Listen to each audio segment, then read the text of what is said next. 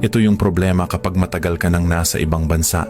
Alam mo yung pakiramdam na sa una, lagi mong iniisip, balang araw, uuwi rin ako.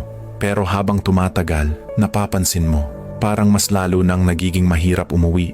Hindi dahil ayaw mo, kundi dahil nagbago ka na, lumawak ang pananaw mo sa mundo. Nasanay ka sa tahimik na gabi, sa sistemang maayos, sa disiplina ng mga tao. At higit sa lahat, natutunan mong tumayo sa sarili mong mga paa, mag-isa. Tapos pag uwi mo sa Pilipinas, parang biglang bumagal ang oras.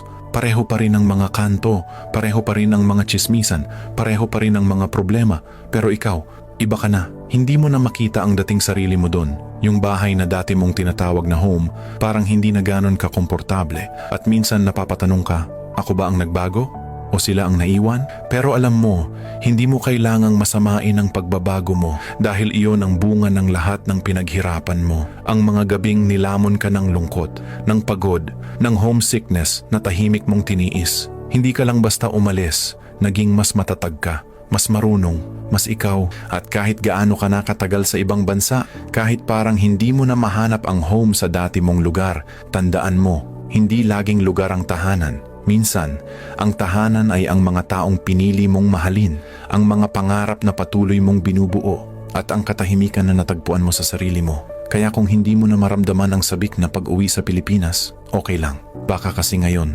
ikaw na mismo ang tahanan mo.